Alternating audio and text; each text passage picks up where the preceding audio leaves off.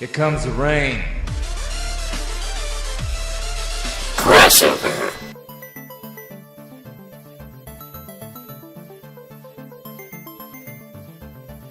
What was that thing you were going to talk about? Oh, okay. Now that we're out of Wait, questions, continue. yeah, I'll pop it. Wait, continue.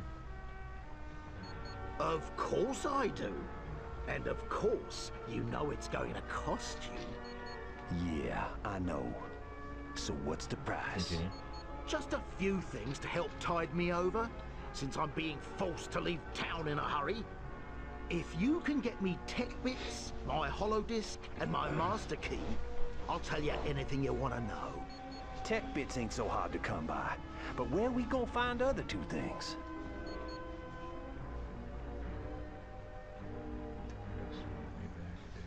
Oh, Very shit. good, Gambit. It's a pleasure doing... Okay, so we have to get Shaw's. Find Sebastian Shaw's holodiscs. Find his master key. Pay Sebastian Shaw 10,000 tech. Well, we have the money. That's good. Let's go. Go. Save.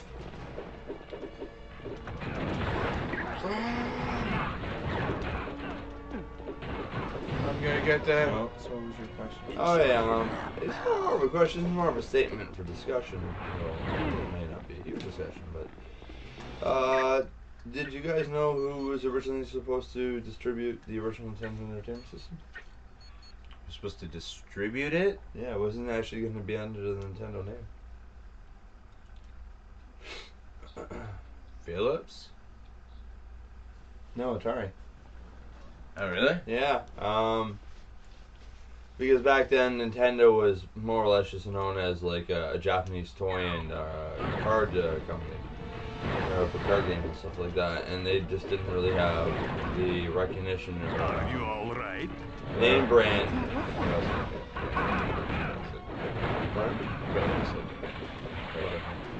Yeah, Y'all best be helping me! and they just didn't have they felt they just didn't have the name recognition, especially in North American world, to go on their own. So initially they were actually going to get Atari distributed. Follow him. Oh. Again. Yeah. Didn't expect that, Yeah. did you? Nope, you're good. Initially they were going to partner with Atari and have Atari distribute it and just be an Atari system, although it would be designed and manufactured by the Nintendo company. And it would have meant, you know, big money for Atari, but Atari passed on it as they felt the video game industry was declining and was not going to rebound, and decided it would probably end up being a financial flop, so they passed on it. And Nintendo said, you know, forget it, we're going to go out on our own, do our own thing, slap our name on it, see what happens. And lo and behold, Atari, by doing that, Atari ended up creating one of its greatest competitors who helped A, rebirth the video game industry, and B, crush Atari. But, you know, that's not the first time in history where failing to create a partnership has resulted in you creating your own worst enemy. Nintendo did it to themselves nearly like a decade and a half later with Sony in the early 90s. Sony and Nintendo were going to partner up and make a dual cartridge-based disc-based system, which was initially what the Ultra 64 was going to be. It was going to be the Nintendo 64 and Sony PlayStation 1, and essentially combined in the same system. But Nintendo, I guess, just couldn't, you know, I don't know if it had to do with control or if it had to do with profits, but they just couldn't, Nintendo just couldn't come up with a deal that was suitable to them, and they also felt the possibility that disc-based games was possibly going to be a fad and a flop. And for a combination of reasons, Nintendo and Sony, you know, fell out, and Sony decided to go on their own and do a completely disc-based only system, which was the Sony PlayStation 1. And Nintendo decided to go out on their own and do a cartridge-only based system, which ended up becoming the Nintendo 64. And history is as history is. Flash forward to 2016, and the Sony Sony and there's multiple PlayStations is the top ranking video game system for sales, marketability, namesake. Is it currently? Yeah, Nintendo is Nintendo down. was top for when the Wii U came out. So the PS4 sold that well. Yeah, PS4 sold that well. It's just not too like it's for system sales and game sales. You have to add it all in together. Like Nintendo was on top for game sales, but they or was it system sales? Do you remember that thing? When the PS4 came out, with the Wii, what was it on top for? Was it game sales or was it the system sales?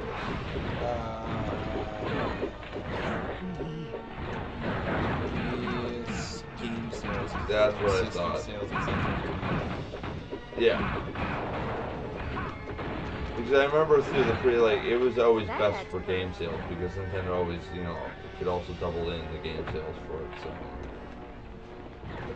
yeah, walk away from me so I can read with you guys. They always beat everybody in game sales because they could also tie in like the game sales for the DS and add it to their Wii and Wii U game sales, which topped everybody. But as far as system sales and profit, Or did I just give you Sony's leading the way. And now it's coming to the point where right now Nintendo's facing what Sega was facing in the 90s, or sort of the early 2000s, I think it's early 2000s, where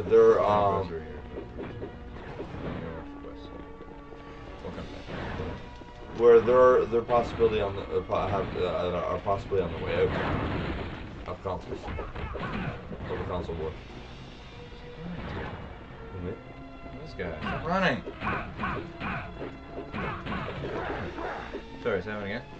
Nintendo is, and because of Sony's success in an enemy that they created themselves, instead of partnering with them, and basically just, enjoying what that partnership could have done for them in the long run, Sony ended up becoming one of its biggest competitors, and is one of the reasons why Nintendo, in a sense, is dying, and is currently facing the same fate as the Sega in the late 90s, early millennia, possibly dying in the console market. It's ruling the handheld market. Like, we're gonna probably still see DS's, or the incarnations of DS's here and there. But this upcoming Nintendo, what was it? Was the NX?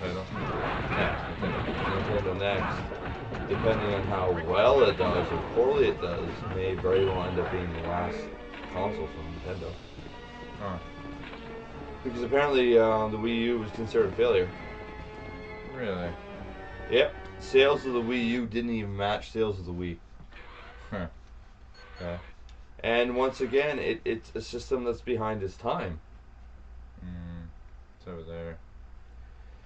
And that's part of Not Nintendo's problem is they keep creating systems that just can't compete with its competitors.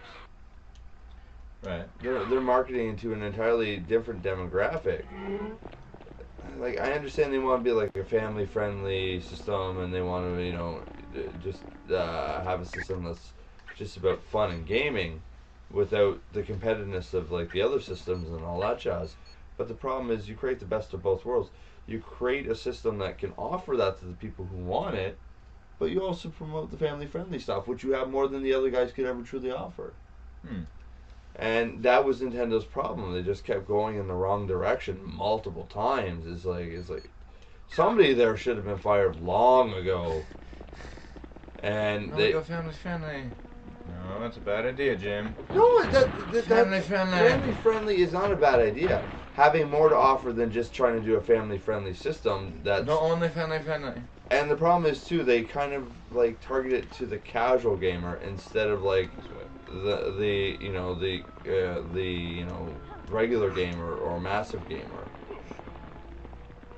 which was a bad idea. They could have tried marketing it to both, like real gamers and casual gamers, and trying to do a family-friendly console and an everybody-friendly console at the same time, and they could just marketed certain things in different ways, then it would have been far more successful.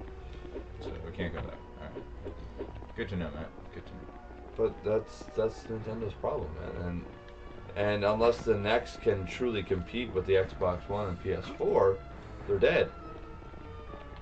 Yeah. I'm hoping that doesn't happen, obviously, but it feels like that could be a thing that could go down.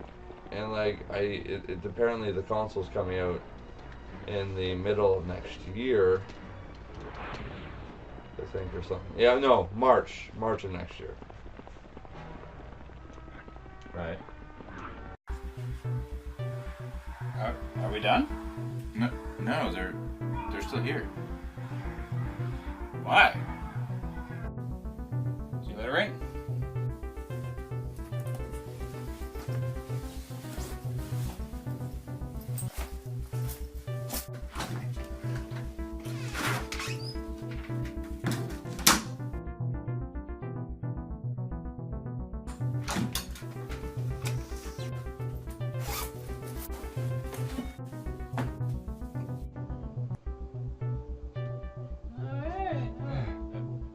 You're still here? Yeah, they haven't left. Why?